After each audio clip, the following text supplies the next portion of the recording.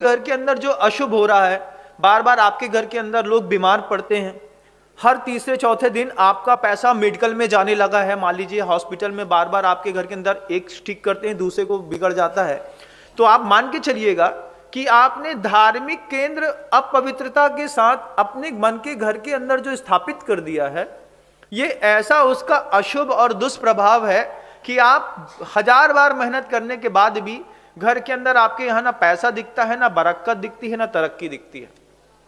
और उसी दिन आपको संडे के दिन सुबह 9 से 12 के बीच में ये सारे जितने भी पदार्थ आपके घर के अंदर पूजा संबंधी होंगे, किसी भी देवी देवताओं का, गुरुओं का भी फोटो है, अगर मान लीजिए वो पुराना हो गया है तो वो पुराना फोटो भी आप चाहें तो अग्नि समर्पित भी कर सकते हैं, आप चाहें तो उसको नदी में भी छोड़ सकते हैं।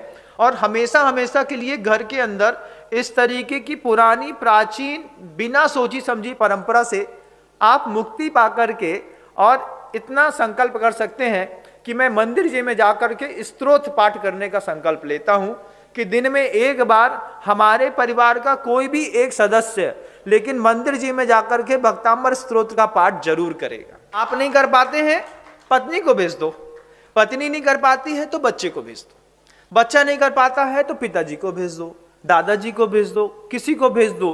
कोई नहीं बनता है तो आपके घर के अंदर अधीनस्थ मान लीजिए कोई कर्मचारी जो जैन है, जो भक्तांबर स्तोत्र जानता है, आप अपनी तरफ से उसको भेज दो कि तुम मंदिर जी जाओ और मंदिर जी में जाओ और एक भक्तांबर स्तोत्र का अच्छे से पाठ करके और फिर वापस चले आना। इस प्रकार के संकल्प से आपके घर के अंदर बहुत सारी रिद्धि सिद्धि तो बढ़ सकती है, आपका पुण्य का वैभव बढ़ सकता है। लेकिन आप जिस तरीके से अभी जीवन जीने की कला सीख गए हैं, हर घरों के अंदर अलमारियों में वो छोटे छोटे लक्ष्मी जी के पता नहीं किसके किसके सिक्के पड़े होते हैं और उन सिक्कों में आप लोग पचला करके ऐसी अगरबत्ती लगाते हैं। अब ये अगरबत्ती लगाने से एक तो वो अशुद्ध है, दूसरा आपने अपनी दृष्टि बिगाड़ ली है। हमने देखा कई लोगों की, जनरल स्टोर्स हो, चाहे कपड़े वाले हों, चाहे किराने वाले हों, चाहे इलेक्ट्रीशियंस हों, कुछ भी हो, उनके घर में, उनकी दुकान में एक मंदिर का आला जरूर बना रहता है।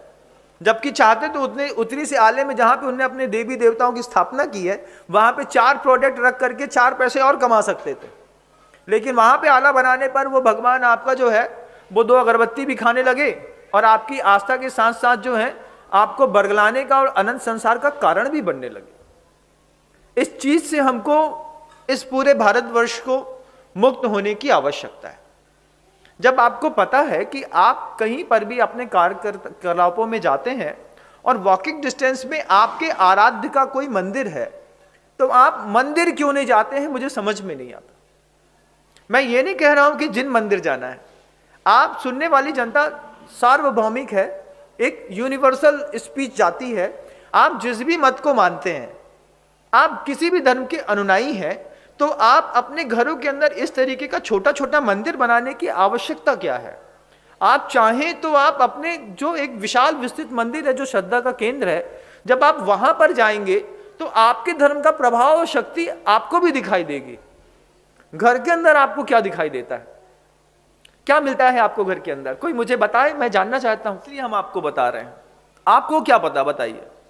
हम सबसे पहले मकान, अपना संसार तैयार करता है एक मनुष्य अपने आप को शांति से जीने के लिए, मकान के साथ फिर संबंध तैयार करता है।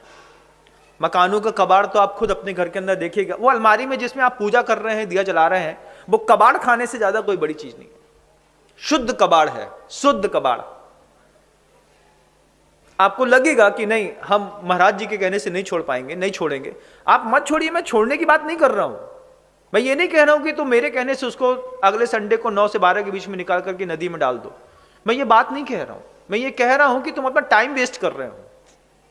मैं ये कह रहा हूं कि तुम उस चीज में, उस जगह में जाकर के अगरबत्ती लगा करके, दिया लगा करके, किसी तुमने कोई पत्थर रख लिया है, कोई तुमने प्लास्टिक की मूर्ति रख ली है। प्लास्टिक की और लाख की मूर्तियां जितना घर के अंदर अशुभ करती हैं, दुनिया में कोई दूसरी पदार्थ घर के अंदर अशुभता नहीं लाते जितना इस लाख की और प्लास्टिक की मूर्तियों से लाते। लेकिन हमने अब चूंकि महाराज जी वो 20 साल से रखी है, तो रखिए भाई, रखा है तो रखा है, उसको निकालो। उसको वहां पे आने वाली जो बुरी आत्माएं हैं, उन्हीं आत्माओं ने आपके घर के अंदर पूरी अव्यवस्था मचाना धीरे धीरे शुरू कर दिया। आप देख लीजिएगा, आप भोजन करते हैं, पत्नी ने अच्छा भोजन बनाया, लेकिन आपको ऐसे घरों में क्या होता है, सामान्य नमक डाले हुए व्यक्ति को लगता है कि इसमें मेरी पत्नी जानबूझकर की ज्यादा नमक डालती है, जबकि वो जानबूझ के नमक ज्यादा नहीं डालती है। ये वहां का देव प्रभाव ऐसा करता है कि आपको भोजन में नमक नहीं भी डालेंगे तो नमक लगने लगेगा। आप सब्जी देखेंगे चिढ़ने लगेंगे, फिर यही बना दिया, फिर ऐसे कर दिया, फिर वैसा कर दिया, फिर नहीं खाना, फिर उठा के फेंक दिया। ऐसी आपकी अशुभ की कई क्रियाएं बंधु इस संसार में हो रही हैं। आदमी संसार में अपने मन की शांति के लिए संसार में नाना प्रकार की वस्तुओं का एकत्रीकरण करता, फिर संबंधों का एकत्रीकरण करता है। आपके जीवन को संवारने के लिए सिर्फ मंदिर ही नहीं है, मंदिर के साथ गुरु भी हैं, पुस्तक भी है, फिर वो ज्योतिषाचार भी है, फिर वो बाबा साहब का दरबार भी है। इन सब से आपको मुक्ति ना मिलेगी तो आप अपनी मंदिर और मस्जिद से हट करके किसी खेत में जाकर के एक पत्थर गाड़ के चले आएंगे, और फिर आप शनिवार को वहां पे जाकर के एक दिया जला करके चले आएंगे। फिर आपको लगेगा इससे हमारा भला होता है। कई लोगों की आदत पड़ जाती है वो दुकानों में ऐसा पैर छूने की। वो क्या देवशास गुरु है क्या? क्या क्या है वो? वहां पे ऐसा घूम रहे हैं चारों तरफ, अगरबत्ती लगा दो, क्या हो गया उससे?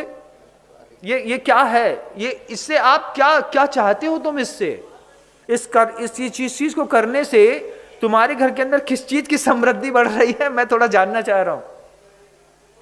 हमने किया है ये सब, और कीने करने के बाद आज सब समझदारी दिमाग में बैठी है, तब समझ में आता है कि ये सब चीजें अशुभ का इतना बड़ा केंद्र थे कि किसी भी छदमस्त व्यक्ति के कहने पर किसी ने कह दिया तुम्हारी अढ़ाइया चली है, तुमको अभी काल सर्प की पूजा करनी पड़ेगी, और हमने उठा करके एक ठो काला धागा पहन लिया दाएं पैर में मोती वाला, या फिर हमें नहीं समझ में आया तो हमने कुछ और ले जा करके, क्योंकि अब हमारा काल सर्प योग चल रहा है। 3 ज्योतिषाचार्य ने एक साथ बोल दिया, 3 गधे एक बात को बोल दें तो घर के अंदर का रखा जहां गाय का बछड़ा लेकर चले आदमी कुत्ता दिखाई देने लगता है। हम गाय का बछड़ा गले में यहां पे लेकर के चल रहे थे, सामने से एक व्यक्ति आया, एक मूर्ख आया, अरे क्या कुत्ता लेके जा रहा है? कुत्ता है? गाय का बछड़ा है। अच्छा गाय का बछड़ा, तो कुत्ता बोला, दूसरा बोला, फिर दूसरा निकल बगल, क्यों रे कुत्ता क्यों लेके जा रहा है गले के ऊपर? कुत्ता ये भी कुत्ता। फिर एक तीसरा और मिल जाए, तीसरा मिले, बोले क्या रे मूर्ख कुत्ता साथ में लेके घूमने लगा? अब तो यार गाय का बछिया ही है वो जिसको आप अपने कंधे में लादे हैं, लेकिन 3 गधे मिलकर के बोल दें कि कुत्ता है कुत्ता है कुत्ता है, तो आदमी को कुत्ता दिखाई देने लगता है, कुत्ता ही है तभी तो ये कुत्ता 3 लोग कुत्ता बोल रहे हैं, उठा के फेंक दोगे आप। ऐसे 3-4 गधों ने मिलकर के कह दिया काल सर्प योग है। कोई मुझे ज्योतिषाचार्य के जितने बड़े बड़े लोग हैं, कोई मुझे बताए कि ज्योतिष ग्रंथ में काल सर्प योग कहां पर बनता है? पूरे विश्व के सारे ज्योतिषियों से पूछना चाहता हूं। ज्योतिषों में, नक्षत्रों में, व्यवस्थाओं में काल योग की व्यवस्था है, और एक सर्प योग अलग अलग है।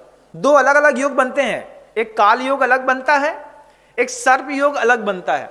और सर्प योग जरूरी नहीं कि आपका अशुभ ही करता है, लेकिन अब वो किसी को कैसे डाइवर्ट करेंगे? पैसा कमाने का फोबिया था, तो जो पामिस्ट्रोलॉजिस्ट थे उनने कहा जमाना हाईटेक हो गया, थोड़ा और स्टैंडर्ड में डराना पड़ेगा। तो भैया वो शनिवार की कालाष्टमी है और आपका काल सर्प योग है और 7.5 लगी है, और केतु जो है वो 7वें स्थान पे है, और शरीर का कलर काला है, और आपके काले यहाँ पे काला तिल निकल आया है 3 दिन पहले, आप देख लीजिए, अब आपके साथ बहुत अशुभ होने वाला है। अब यही बात दूसरे गधे ने बोल दी, तीसरे गधे ने भी बोल दी। अब तो भैया क्या करें? बोले 21,000 की छोटी सी पूजा है, सब ठीक हो जाएगा। कुछ नहीं करना था उसको, अपने बच्चे की पेमेंट फीस भरनी थी, तो उसने तुमको धर्म के नाम पे उल्लू बनाया और तुम बन गए, और प्रॉपर निकलता है। इन सबका कितना अच्छा उपाय है जैन दर्शन में। आपको लगता है कहीं पर भूत व्यंतर का स्थान बना हुआ है, आप निस्सही निस्सही निस्सही मुंह से बोलिए, आगे बढ़ जाइए। 3 शब्द हैं पूरी दुनिया में किसी भी व्यक्ति के लिए।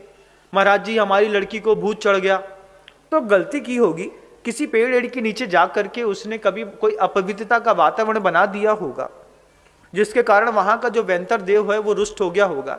एक छोटा सा उपाय प्रकल्प करें, घर के अंदर भी अंधेरे कमरे में अपने घर में भी घुसने से पहले 3 बार निस्सही निस्सही निस्सही बोलना पड़ता है।